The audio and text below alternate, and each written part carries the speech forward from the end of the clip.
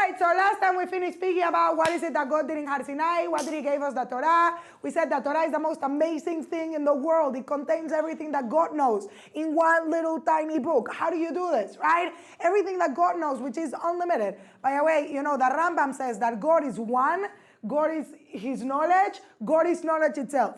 That means that pretty much what is the Torah? The Torah is pretty much God. This is pretty much what the Torah is. And when you open it up, what do you have inside? Like a few thousand words, you know, a few 100,000 words. It's less than Harry Potter books, and everything is contained in it. So we said, what did God do in Har Sinai? He gave us a user-friendly manual so that we would be able to access all of this, which if you ever think about this, it's crazy. Okay, so moving on, right, from all of our millions of questions, our next question would be, so God, you're so great. You made the Torah. The Torah is the, you know, instruction manual. And if you have that Torah, everything is going to be amazing. Why only the Jews? Did you guys ever have this question? Why us? We're the chosen people, right? What does it mean we're the chosen people anyways, right? This is a very important question. So before I tell you that, let me ask you another question, right? Who was the first person that ever existed? Adam. Okay, that was last week, right? What was Adam's religion? What was Adam's religion? He didn't have a religion, right? Why didn't he have a religion? So now you could say because religions did not exist. Okay, fine. But if we're saying that the Jewish people are the chosen people and the whole world is created so we could do our purpose, couldn't Adam be called Adam the Jew? Yes or no? Yes, right? So why is he not Adam the Jew, right? Now, another question, and we dealt with this. If Adam wouldn't have eaten from the tree, would he have gone straight into a world to come? Yes. Would there have been any religions? Imagine no religion. It could have happened, okay? But I mean, now it's not a nice song, but that's a different story, okay? It could have happened, right? So now we wouldn't have had Jews, non-Jews, Christians, Muslims. We wouldn't have had anything because really we're one. Because as I said at one point, being that God is good, when you're good, you want to share your goodness with everyone. Not just with a few, but with everyone. But now God could be really good and want to share with everyone, but some of us could not want it, right? Why are we the chosen people? This is very important. We're chosen because we chose first. This is how we're chosen, right? We're chosen because we chose. If I would teach you this whole thing, but I don't want to confuse everyone that's new. But from 20 generations, Hashem gave an opportunity to a whole entire world to choose him. No one wanted it. There was the flood. There was the Tower of Babel, this week's parsha, right? And then Abraham came, and Yitzchak came, and Yaakov came. And when you have three, right, it's a very strong note. So now all of us are part of this, right? But because they chose. But it doesn't mean that we're chosen just because, right? Technically speaking, even though you're born Jewish, you still have a choice in being Jewish. You could technically be Jewish, but not practically. This is a topic on itself, which I'm not going to teach it right now. But practically speaking, I still have a choice of choosing to be Jewish. By the way, not only that, God still wants to share the goodness with everyone. This is why we know we 100% accept converts, right? We push them away at the beginning just to make sure that they want to go in for the right reasons and not because, you know, Syrian people have money or something like that. But we still accept converts. Actually, the Torah says that right before Mashiach comes, there's going to be a lot of converts. Did anyone ever notice this? Lots of converts, right? Also lots of twins, okay? Really, why lots of twins? Because people are doing treatment. What can I tell you? Okay, apart from that, why lots of converts? Because the Torah says that when Hashem offered the Torah in Har Sinai, the nations as a whole said, we don't want it. But there were individuals that did wanted it in the nation. So because they did wanted it and it was truth, right? Then God is going to give them the opportunity to choose it again and to change before Mashiach comes. This is all the converts. Meaning, God just says, I have this amazing gift. If you want it, I want to give it to you. So now the obvious question would be, you're aware of God. God created the world. Everyone knew God exists. You know who God is, what he wants, and you reject it. Who would ever choose to reject God? Like, it doesn't make sense to me. Like, most people think that, oh, there was idol worship and people used to worship idols and whatever you want. Where does that even come from? If Adam was created by God, he was 100% aware of God. How could you deny God? How could you deny God even nowadays? You know, like, how could you even deny the most simple idea in the world? Like, of course it's not being run by itself. So now, what did we do in order to be chosen? Everyone get this? So this is the main question. Who was the first Jew? First one, I just said it. Abraham, yeah? Or Abraham, okay? What is it that Abraham did in order to be chosen? Because again, we're chosen because we chose. So my question is, how did we choose? Yes? Let me ask you another question, okay? I'm going to ask you lots of questions because that's what I like doing. And then I confuse you, and then you go to sleep, and I don't give you answers. So then you come back, okay? So let me ask you a bunch of questions. After we chose, and then God chose us, and now we're best friends forever, BFF, okay?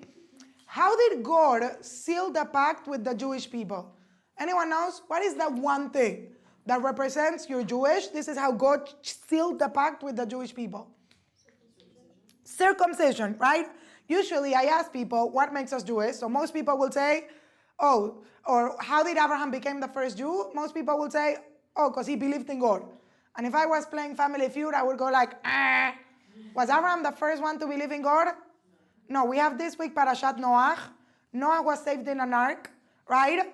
Because he was the only righteous of his whole generation. Doesn't that mean he believed in God? Yes or no? Oh, so why was Noach not the first Jew? You ever asked this? He was good enough to have all of humanity coming out of him, but not good enough to have Jewish people come out of him, right? So he actually believed in God. So if you ever think that the only reason why Abraham is the first Jew is because he believed in God, no. Number 2 reason people tell me is because he's circumcised. This is what most people think. Why is Abraham the first Jew? Because he's circumcised. Okay? If circumcision in Hebrew is called Brit Milah. If you're American and Ashkenazi, you would call it Bris Milah. What is that? I don't know. Okay?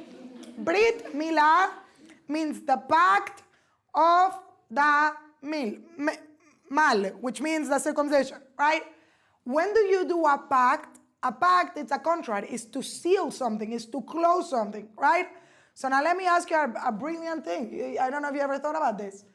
Judaism is closed, right? The sign of Judaism, the finishing contract is circumcision. So now we need to tell Binyamin to leave here because I'm going to make fun of men, but like, really? That's where you choose to seal your pact, the man's thingy? Does that make sense to anyone? You ever thought about this? Could we make it like Harry Potter? You get a sign on your forehead. You should listen to everything I say. Or like a scar in your heart. You should, like put your heart in there. You ever thought about this? Think about this for 1 second. By the way, what is the lowest part? Oh, we have chairs. What is the lowest, right? Whenever you think about the body, it's so physical, right? What is the most physical part of your entire body? The sexual organ. Which one is more physical, the male one or the women's one? The male one. Why? We can't explain this because Benjamin is here. But you know what I'm talking about, right? That's where you choose to seal your pact. You ever thought about this? I actually had one time a girl that no one ever asked me this question. I don't know if people don't think about this. But one time a girl asked me, why do only men circumcise there? Why only men? Why no one else? Such an interesting question. Most people are just like, we circumcise. That's it.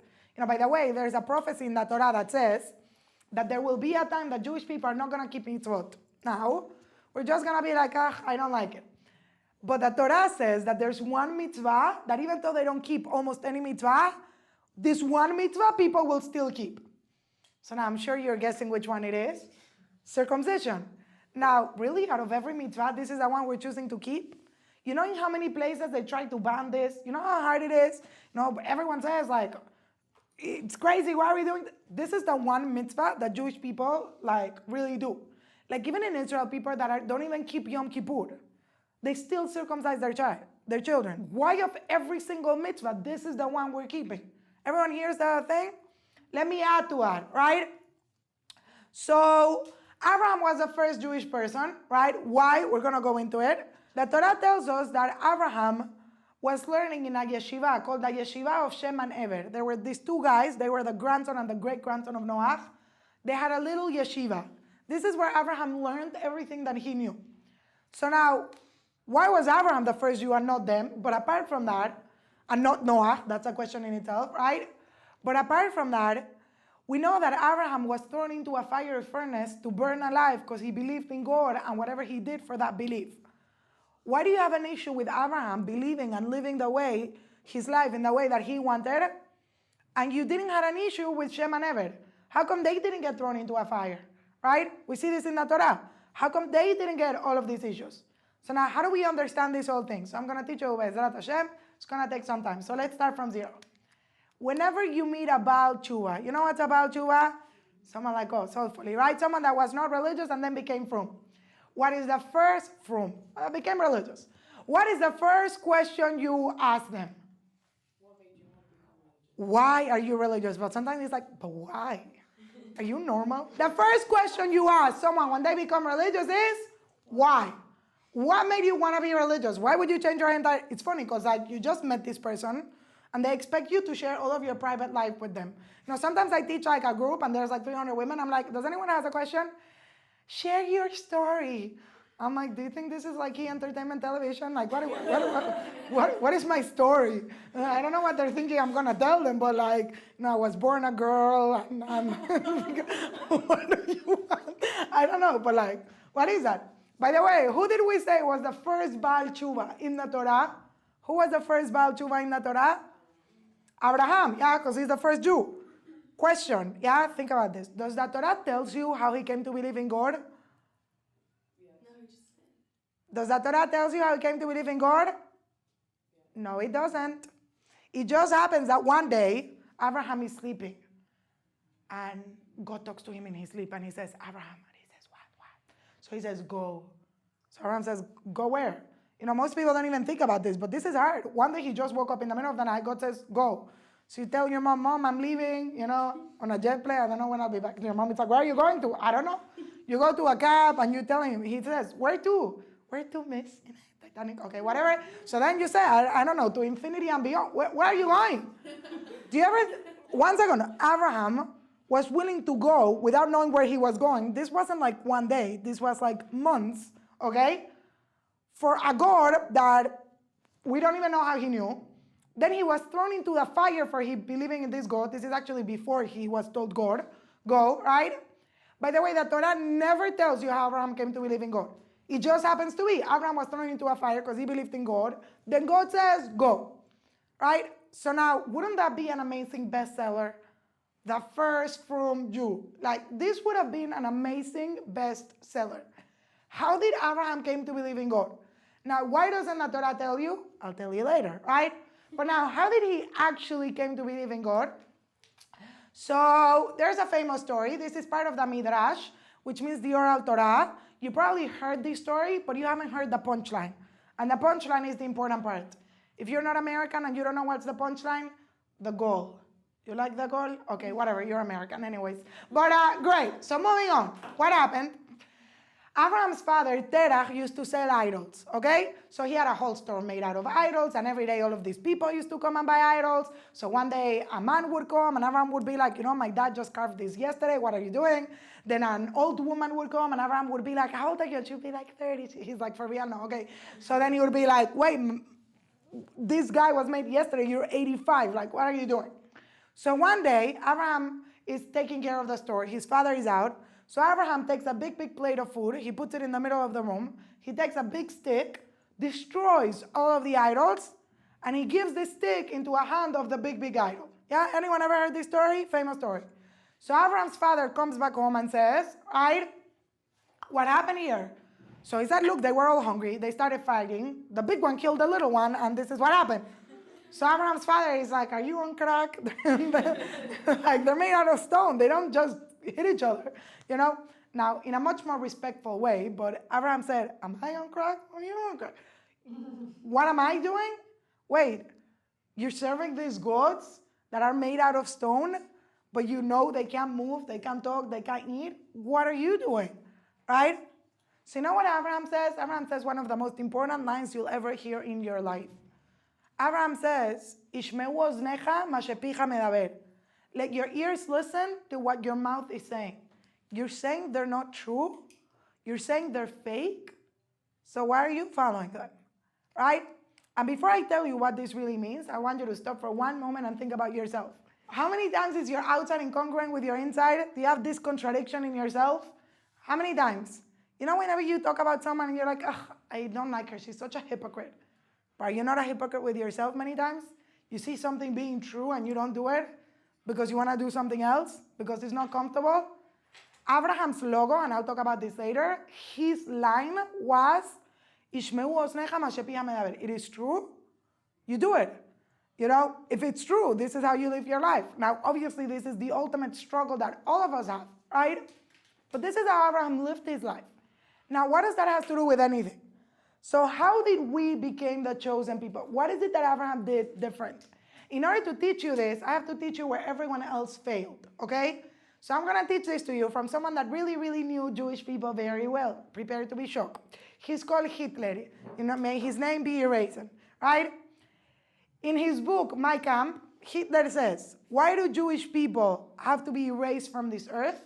I'm going to give you the quote and then we're going to go into it because it's so deep. He says like this, Jewish people have made two injuries into humanity. An injury in the body called circumcision and an injury in the brain called the conscience. Okay, I'll say this again. Why do you have to destroy Jewish people? Because Jewish people have made two injuries in humanity. An injury in the body called circumcision and an injury in the brain called the conscience. Now, I'm going to go into the conscience a little bit later, but just think about this for a moment. That's an injury. You remember when you were little, right? And you used to see cartoons, and cartoons had two voices. One was the voice of the conscience. Which voice was that one? The good one, yeah? What was the other voice? The unconscious. Okay, right? What was the other voice? The animal voice. The me voice. Really, the pretty much selfish voice. If you get rid of this voice, which one do you have left? Only the selfish one. By the way, is that not our society? Doesn't everyone just live according to this voice? You know, you woke up this morning and you're like, oh, I just want to sleep. And then there was a voice, but like, no, you have to wake up. It's such a lovely day. I mean, it's actually not that lovely outside, but I mean, it's a day. So, you know, you should be happy. But like, right? And then this one said, no, but I love sleeping. Isn't that the voice we all follow? Why? Conscience is an amazing thing. It allows you to have a choice. It allows you to behave like a human being. It allows you to have, right, conscience, right? Why did Hitler, what does you have to do with this voice? From the other side, what is the other injury? Circumcision. Okay, just for you to know this, because I'm going to tell you just an amazing cool fact, okay? Babies don't actually suffer when they have circumcision. You know, like they do, but not that much. Like, I want to tell you this cool fact, because like Torah is so amazing. You remember how I told you God made the Torah and the world is made according to a Torah? Which day do babies circumcise? 8th day. There's an amazing book. I totally recommend it if you like science, biology, anthropology, whatever you want. It's called The Coming Revolution. It's by an amazing rabbi in Israel who already made 3 books, but the English translator is not working really quickly. So you people should learn Hebrew. The point is, right? So he has an amazing book. It's called The Coming Revolution. It's all of these articles about how science and the world fits in with the Torah. You know what they found out? It's crazy, okay? Again, it is not because of this that we circumcise, but rather we circumcise on the 8th day, and God made it all work out. So you'll be like, great, Torah is great. You know what happened on the 8th day of the life of a human being? Is the only day of the life, right, that a baby has 110% coagulation of blood. Not 100, not 90, not 80, 110. Everyone knows what's blood coagulation? It's when you have an injury and your blood gets really sticky, which is a self-defense method, so you don't lose a lot of blood. The only day of life you have 110 is circumcision, 8th day. How amazing is that? I'm just saying, like, God is just, like, amazing. But, like, why would it bother Hitler so much that men circumcised? Like, what is so wrong with circumcision? Like, I don't get it. So I'm going to start from very low, and then I'm going to build this up, and I'm going to tell you lots of deep message. What is the whole point of circumcision? So, like, for lots of time, people, whenever they have a problem with any Jewish mitzvah, one of the mitzvot that most nations of the world had a problem with is circumcision. Why? Because technically it doesn't make sense. You circumcise a baby that has no knowledge of what he's doing on the 8th day. So now the question everyone asks is, if God wanted you to be circumcised, why didn't you just were born circumcised? Now, if God wanted you to circumcise yourself, why didn't God just give you this mitzvah when you're a little bit older and you have awareness and conscious of what you're doing? What's the point of doing it on the 8th day, right? And the idea is, this is the main idea, tell you how it applies. Circumcision, it's a reminder of having a responsibility of fixing yourself. As we said in class, this world is not a perfect world, but it's a perfectible world. We're here in order to become godly. Godly means I need to work on myself in order to be godly, in order to be perfect. Now, even though the baby has no idea he's being circumcised, the whole idea is just as your parents should pass on to you all of their teachings, the main idea a parent should pass on to their child is this responsibility. You're here to fix yourself. You're here to be better. We're not only giving physical life, we're giving spiritual life. Spiritual life is how to become godly, right?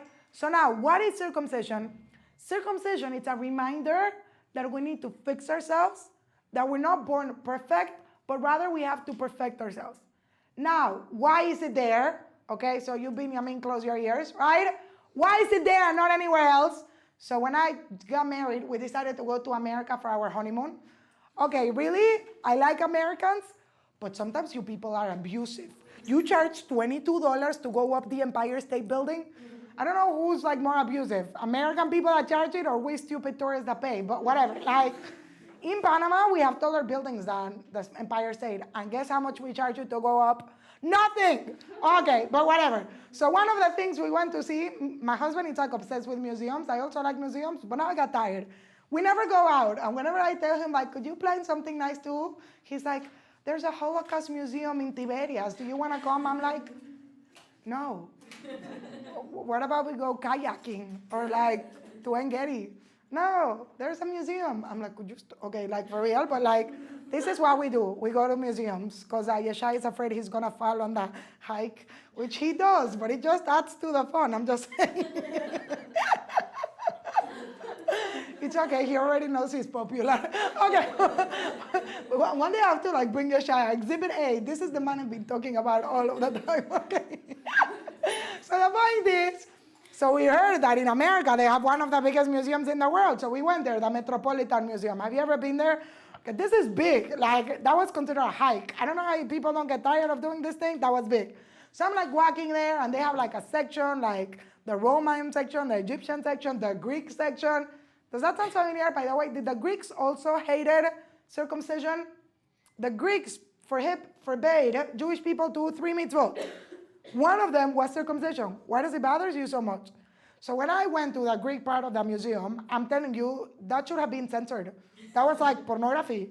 They have all of these naked statues, and they always look like, you know what I'm talking about? I mean, I can't do so many poses because this is in the internet, but naked! Why did the Greeks hate circumcision so much? Because the Greeks worshipped the human body. The whole Olympics were invented by the Greeks. You know that Olympics used to be naked. Because the whole point was, all of the world is created for human beings. We're the center of the world, right? And therefore, they worship the human body. And therefore, they did not like circumcision, which is saying, no, you have to fix something in your human body. You know?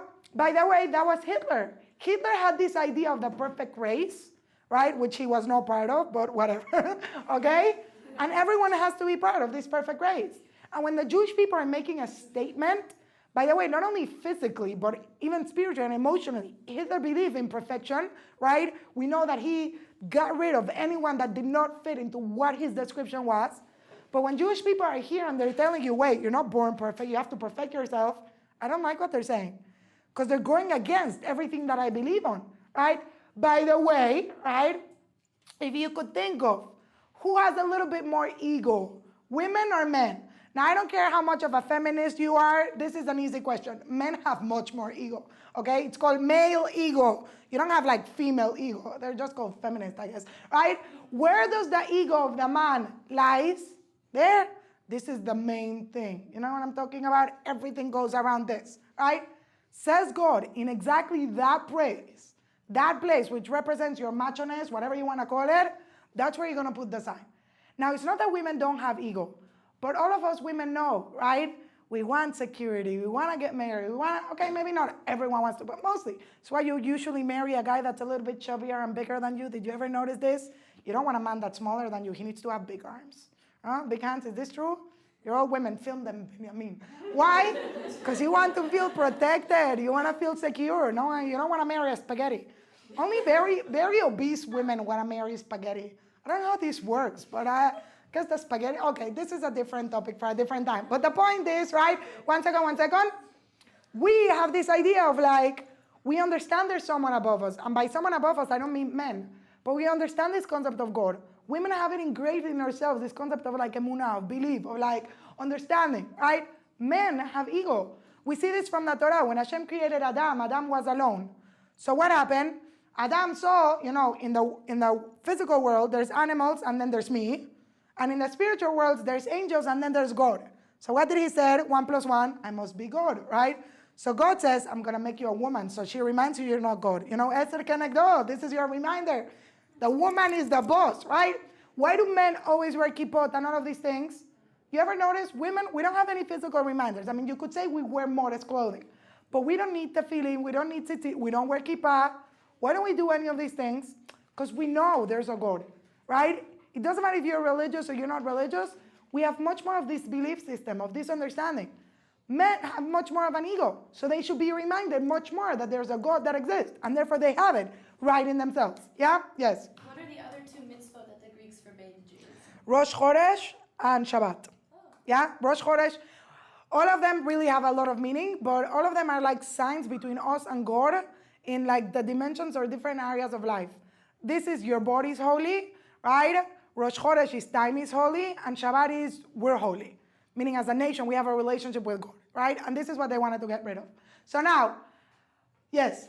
I thought that people get circumcised just for health. Yes, now most of the nations of the world, not most of the nations, but lots of nations of the world did see that but they don't circumcise like Jewish people. We take out more, right? But there is a concept of circumcision. First of all, Arabs do it, because we do it, and they took it from us. It's true, they circumcised at 13, because Abraham circumcised Ishmael at 13. That's painful. Okay, be grateful you're Jewish. Okay. And then, yes, like the Prince William circumcised, so technically if he converts, you could already marry him. Okay, but he's taken, so don't go breaking up some marriages in order for you to be happy. How does that work with what you said that's what seals the deal? If you're No, because the real circumcision, and it's not only doing the thing, but there's a whole thing about it, that's a Jewish idea. What they found is when they were trying to get rid of circumcision, they medically found that it's actually really good for you. Because that foreskin that they take out is what carries all of the sickness. So if men keep the foreskin, they found out that they suffer much more from venereal diseases and all of this stuff. But they're not doing it for the spiritual meaning, which is what I'm going to teach you now. But they actually found out that this is good because they were trying to say how this is not good.